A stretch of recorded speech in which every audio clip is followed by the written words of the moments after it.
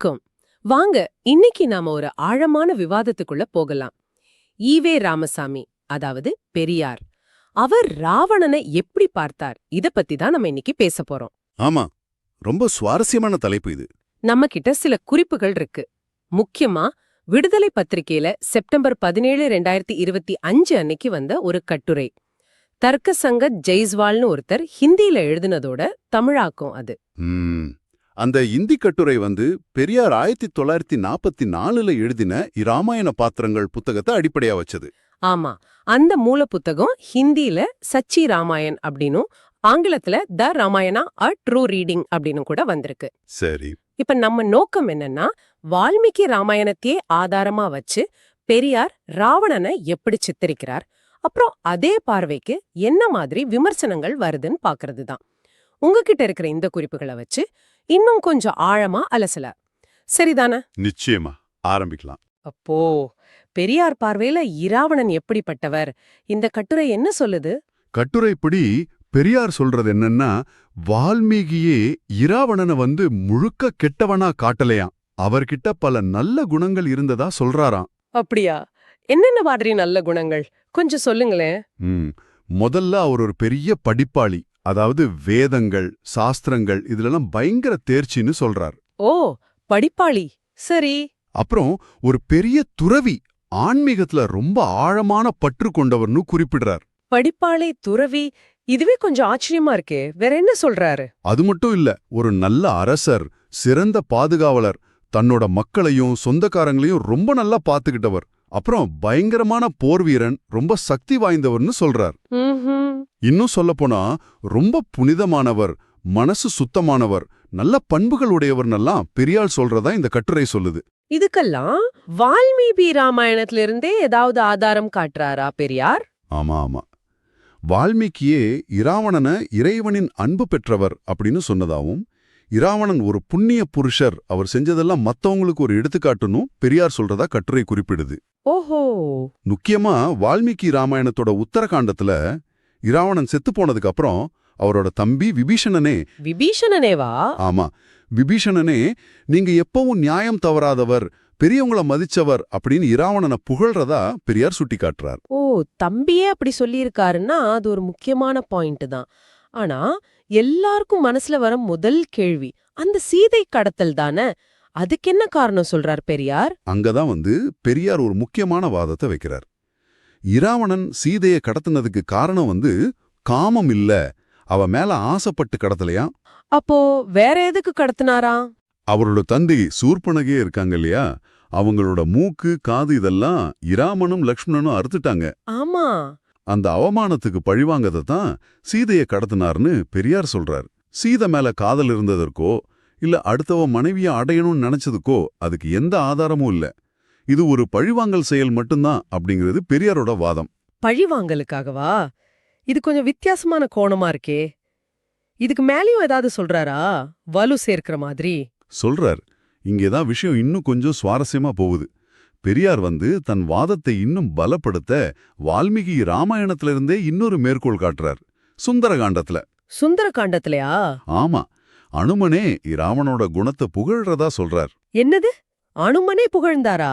என்னன்னு? பெரியார் சொல்றபடி அனுமன் இப்படி நினைச்சாராம். இராவணனோட அரண்மனையில நிறைய பெண்கள் இருந்தாங்க, அவங்க எல்லாரும் விரும்பிதான் இவரோட மனைவியா தங்களை அர்ப்பணிச்சுக்கிட்டாங்க. ஆனா இராவணன் எந்த பெண்ணையும் அவங்களோட சம்மதம் இல்லாம தொடவே இல்ல, கட்டாயப்படுத்தி எதையும் செய்யல அப்படின்னு அனுமன் சொன்னதா பெரியார் சொல்றார். இது இராவணனோட ஒழுக்கத்தையும் பெண்களை மதிக்கிற பண்பையும் காட்டுதுன்னு பெரியார் விளக்குறார். கேட்கவே ரொம்ப ஆச்சரியமா இருக்கு. அனுமனே இப்படி சொன்னதா பெரியார் மேற்கோள் காட்டுறது, இது உண்மையிலே ஒரு பெரிய விஷயம். ஆனா இது எல்லாருக்கும் சரின்னு படுமா? இந்த பார்வைக்கு எதிர்கருத்துக்கள், விமர்சனங்கள் இல்லாம இருக்குமா? நிச்சயமா இருக்கு. நம்ம பாக்குற இதே கட்டுரையிலேயே பெரியாரோட இந்த வாதங்கள்ல பல முரண்பாடுகள் இருக்குன்னு சொல்லி ரொம்ப கடுமையா விமர்சிக்கிறாங்க. சொல்லப்போனா பெரியாரோட பகுத்தறிவே இங்க கேலி செய்யப்படுதுன்னு கூட கட்டுரையாளர் சொல்றார். பகுத்தறிவா? அது எப்படி? பகுத்தறிவுனா என்னன்னு கொஞ்சம் சிம்பிளா சொல்ல முடியுமா? ஏன்னா அதுதானே பெரியாரோட ஒரு முக்கியமான அடையாளம். ஆமா, பகுத்தறிவுன்னா எந்த விஷயத்தையும் அப்படியே ஏத்துக்காம ஏன் எப்படின்னு கேள்வி கேட்டு நம்ம அறிவுக்கும் ஜூக்திக்கும் சரியா இருக்கான்னு பார்த்து ஏத்துக்கிறது. மதம், பாரம்பரியம், பழக்க வழக்கம்னு எல்லாத்தையும் கேள்விக்குள்ளாக்குறது தான் பெரியாரோட பார்வை. சரி. ஆனா கட்டுரையாளர் என்ன சொல்றாருன்னா, இந்த பகுத்தறிவை இராவணன் விஷயத்துல பெரியார் சரியா பயன்படுத்தலங்கிறது தான் முதல் விமர்சனம். உதாரணமா எப்படி சொல்றாங்க? உதாரணத்துக்கு, ஒரு மனுஷனுக்கு எப்படி 10 தலை இருக்க முடியும், இல்ல 10 தலையோட ஒருத்தன் எப்படி தூங்குவான், இந்த மாதிரி ரொம்ப அடிப்படையான லாஜிக் கேள்விகள் இருக்கு இல்லையா? ஆமா. அதையெல்லாம் கேட்காம நேரா ஈராவணனோட குணத்தை பத்தி மட்டும் புகழ்றது ஏன்? சரி, 10 தலை இருந்துச்சுன்னே வச்சுக்குவோம். அடுத்தவன் பொண்டாட்டிய தூக்குறத தப்புடான்னு ஒரு தலை கூடவா யோசிக்கல அப்படின்னு கட்டுரையாளர் நையாண்டியா கேட்கிறார். பகுத்தறிவுவாதி ஏன் இந்த மாதிரி கேள்விகளை எழுப்பலங்கிறது அவரோட பாயிண்ட். புரியுது. புராண கதைகள்னாவே இந்த மாதிரி கேள்விகள் வரும் தானே. ஆனா பெரியாரே அதை கேட்கலேங்கிறது தான் இங்க விமர்சனத்துக்கு உள்ளாகிறாரா? கரெக்ட். விமர்சனம் என்னன்னா, பெரியார் மத்த விஷயங்கள்ல காட்டின அந்த பகுத்தறிவு அணுகுமுறைய ஏன் ஈராவணன் விஷயத்துல காட்டல, அதுதான். சரி, அடுத்து அந்த சீத்த கடத்தல் விஷயத்துக்கு வருவோம். பழி வாங்கத்தான் கடத்தினாரு, காமத்துக்காக இல்லைன்னு பெரியார் சொன்னார் இல்லையா? ஆமா. அதையும் கட்டுரையாளர் ரொம்ப கடுமையா விமர்சிக்கிறார். சரி, பழி வாங்குறதுனே வச்சுக்குவோம். தன் தங்கச்சி கிட்ட தப்பா நடந்தவங்கள நேருக்கு நேரா போய் சண்டை போடணும். அதை விட்டுட்டு அவங்க மனைவிய, அதுவும் சம்பந்தமே இல்லாம தனியா இருந்த சீதைய கடத்திட்டு போனது, அது ஒரு மாதிரி கோழத்தனம் இல்லையா? இது எப்படி வீரத்துக்கு அழகா இருக்கும் அப்படின்னு கட்டுரையாளர் கேட்கிறார். ஆமா, இப்படி ஒரு கேள்வி நியாயமா எழுத்தான் செய்யுது. அதோட நிக்கல. வாலிய மறைஞ்சிருந்து கொன்னதால இராமன பேடி, அதாவது கோழைன்னு சொன்னவர் பெரியார். ஆமா, அப்படி சொல்லியிருக்காரு. ஆனா இராவணன் செஞ்ச இந்த செயலை மட்டும் எப்படி வீரமா பார்க்க முடியும்? இது என்ன லாஜிக்? ஒரே மாதிரி தப்புக்கு 2 விதமான நியாயம் சொல்ற மாதிரி இருக்குல்ல. இது சரியான்னு கட்டுரையாளர் கேள்வி எழுப்புறார். ஓ, அப்போ ஒரே மாதிரி செயலுக்கு 2 பார்வை காட்டுறாருன்னு ஒரு குற்றச்சாட்டு வைக்கிறாங்க. ஆமா, கட்டுரையாளர் இன்னொரு படி மேல போய் இதை இன்னிய சூழலோட ஒப்பிடுறாரு பாருங்க. எப்படின்னா, கடன் வாங்கின புருஷன் ஓடி போயிட்டான்னு வச்சுக்கோங்களேன். சரி. கடன் கொடுத்தவன் நேரா வந்து அந்த பொண்டாட்டி கிட்ட சண்டைக்கு நிப்பானே, அந்த மாதிரி செயல் இல்லையா இது? இது எப்படி ஏத்துக்க முடியும்? இராவணனை வீரமிக்க போர் வீரர்னு சர்டிபிகேட் கொடுக்கிற பெரியார், ஒரு வீரனோட வேலை எதிரியோட மோதுறதா இல்ல ஒரு பெண்ணை கடத்துறதான்னு யோசிக்கலையான்னு விமர்சிக்கிறார். இது சீதைய கடத்துனது சம்பந்தமான ஒரு முக்கியமான விமர்சனம். ஆனா இதை விட ஒரு பெரிய முரண்பாடு இருக்குன்னு சொல்றீங்களே கட்டுரையில, அது என்ன? அது பெரியாரோட அடிப்படை கொள்கைகள் சம்பந்தப்பட்டதுன்னு சொன்னீங்களே. மிகச் சரியா கேட்டீங்க. அதுதான் இந்த கட்டுரையோட மையமான விமர்சன புள்ளி. பெரியாரோட அடிப்படை கொள்கைகள் நமக்கு தெரியும். கடவுள் மறுப்பு, மத எதிர்ப்பு, மூட நம்பிக்கை எதிர்ப்பு. ஆமா. சாஸ்திரம், வேதம் இதையெல்லாம் ரொம்ப கடுமையா எதிர்த்தார். கடவுள் இல்ல, கடவுளை கண்டுபிடிச்சவன் அயோக்கியம், வணங்குறவன் முட்டாள்னெல்லாம் பேசியிருக்காரு இல்லையா? ஆமா, அது ரொம்ப பிரபலமான கருத்து அவருடையது. ஆனா அதே பெரியார் இராவணனை பத்தி பேசும்போது பெரும் துறவி, ஆன்மீகத்துல ஆழ்ந்த பற்று கொண்டவர், இறைவனால் ஆசிர்வதிக்கப்பட்டவர், வேதங்கள் சாஸ்திரங்கள்ல புலமை பெற்றவர் எல்லாம் புகழ்றாரே. இது எப்படி சரியாகும்? இது அவரோட அடிப்படை கொள்கைகளுக்கே நேரெதிரா இல்லையா? அப்போ இராவணன் விஷயத்துல மட்டும் கடவுளை வணங்குறவர் முட்டாள் இல்லையா? வேதம் படிச்சது பெருமையா? ஆன்மீகப்பற்று நல்லதுதானா? இந்த கேள்விகளை கட்டுரையாளர் ரொம்ப அழுத்தமா கேட்கிறார். ஆமா, இது நிஜமாவே ஒரு பெரிய முரண்பாடா தான் தெரியுது. கடவுளே இல்லைன்னு சொன்னவர் எப்படி இறைவனால் ஆசீர்வதிக்கப்பட்டவர்னு ஒருத்தர் சொல்ல முடியும்? அது மட்டும் இல்ல, பெரியாரோட இன்னொரு மேற்கோளையே அவருக்கு எதிராக கட்டுரையாளர் பயன்படுத்துறார். சாதுவோட உடைய போட்டுக்கிட்டா மட்டும் ஒருத்தன் சாது ஆயிட முடியாதுன்னு நினைக்கிறது தப்புன்னு பெரியாரே சொல்லியிருக்காராம். ஓ. அதே மாதிரி பகுத்தறிவுன்ற வார்த்தைய சொன்னதால மட்டுமே ஒருத்தர் பகுத்தறிவாதி ஆகிட முடியாதுன்னு நினைக்கிறது தப்புங்கிறத பெரியாரோட இந்த இராவணன் ஆதரவு நிலை காட்டுதுன்னு கட்டுரையாளர் சொல்றார். ஓஹோ, பெரியார் சொன்னதையே வச்சு அவரையே விமர்சிக்கிறாங்களா? சுவாரஸ்யமா இருக்கே. ஆமா. அப்புறம் இன்னொரு முக்கியமான விஷயம், இராவணன் வேதங்களையும் சாஸ்திரங்களையும் கத்துக்கிட்டவர்னு பெரியார் புகழறதை எடுத்துக்கிறார் கட்டுரையாளர். சரி. பெரியார் தன் வாழ்நாள் முழுக்க வேதங்களையும் சாஸ்திரங்களையும் எவ்வளவு கடுமையா எதிர்த்தார். அது பிராமண ஆதிக்கத்தோட கருவின்னு சொன்னார். ஆனா இராவணன் விஷயத்துல மட்டும் அது எப்படி ஒரு நல்ல குணமா மாறுது?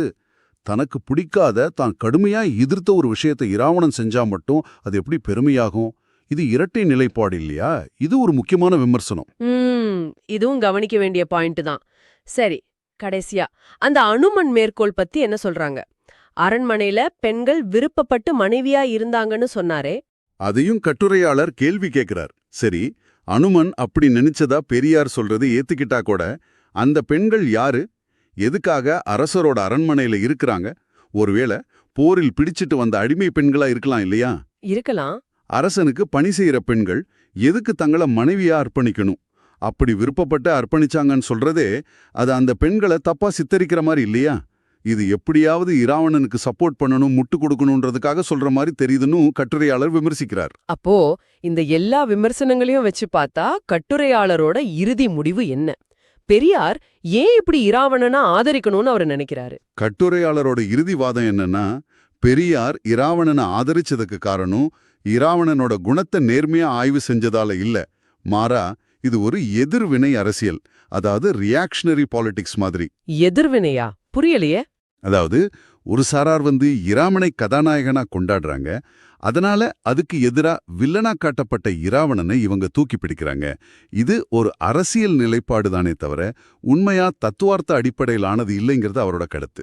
ஓ, இராமனுக்கு எதிரா நிக்கிறதுனால இராவணனை ஆதரிக்கிறாரா? ஆமா, கட்டுரையாளர் சொல்றது அதுதான். என்ன இல்லைன்னா யோசிச்சு பாருங்க, ஒரு பெண்ணை கடத்தின ஒருத்தரையும் தீவிரமான சிவபக்தன், வேதம் கத்துக்கிட்ட பிராமணன், இராவணன் பிறப்பால் பிராமணன்னு சொல்லப்படுது, ஆன்மீகவாதின்னு சொல்லப்படுற ஒருத்தரையும் பகுத்தறிவு பேசின, கடவுள் மறுப்பு கொள்கை கொண்ட, வேதங்களை எதிர்த்த பெரியார் இதுக்காக இவ்ளோ மெனக்கெட்டு ஆதரிக்கணும்?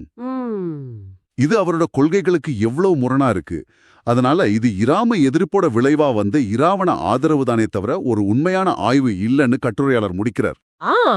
இந்த விவாதத்துல நாம இப்ப 2 பக்கத்தையும் பார்த்திருக்கோம். ஒரு பக்கம் பெரியார் வால்மீகி ராமாயணத்திலிருந்தே சில பகுதிகளை எடுத்து இராவணனை ஒரு சிக்கலான பாத்திரமா, சில நல்ல குணங்கள் கொண்டவராவும் காட்ட முயற்சி செஞ்சிருக்காரு. ஆமா. இன்னொரு பக்கம் இந்த கட்டுரையாளர் பெரியாரோட இந்த சித்தரிப்பு அவரோட சொந்த கொள்கைகளுக்கே முரணா இருக்கு, இதுல நிறைய லாஜிக் பிரச்சனைகள் இருக்கு, இது ஒரு அரசியல் எதிர்வினைதான்னு கடுமையா விமர்சிக்கிறார். ஆமா, இதுல இருந்து என்ன தெரியுதுன்னா, வரலாறு, புராணம் இதையெல்லாம் நம்ம எப்படி பார்க்கறோம், எப்படி விளக்குறோங்கிறது ரொம்ப ரொம்ப சிக்கலான விஷயம். ஒருத்தரோட பார்வை, விளக்கம் எல்லாமே அவங்க எதை முக்கியமா காட்ட நினைக்கிறாங்க, அவங்க நோக்கம் என்னங்கிறத பொறுத்து ரொம்பவே மாறும் இல்லையா? நிச்சயமா. இங்க பெரியாரோட நோக்கம் பாரம்பரியமா சொல்லப்பட்ட வர்ற கதையை கேள்வி கேட்கறதா, ஒரு மாற்று பார்வையை வைக்கிறதா இருந்திருக்கலாம். ஆனா விமர்சகரோ அதை ஒரு எதிர்வினையா, கொள்கை முரண்பாடுகளோட வெளிப்பாடா மட்டும் பார்க்கறார். சரி, இதெல்லாம் கேட்ட பிறகு நீங்க என்ன நினைக்கிறீங்க? உங்களுக்கும் ஒரு கேள்வி எழலாம். இந்த மாதிரி வரலாற்று அல்லது புராண பாத்திரங்களை நாம எப்படி மதிப்பிடணும்? அவங்க செஞ்சுனா சொல்லப்படுற செயல்களை வச்ச மட்டுமா, இல்ல காலப்போக்குல அவங்கள பத்தி மத்தவங்க உருவாக்குன கதைகள், விளக்கங்களை வச்சா, இல்ல ரெண்டையுமே பிரிச்சு பார்த்து ஒரு சமநிலையோட அணுகணுமா? யோசிச்சு பாருங்க. இத பத்தி நீங்க என்ன நினைக்கிறீங்க? அடுத்த முறை இன்னொரு ஆழமான விவாதத்தோட சந்திக்கலாம்.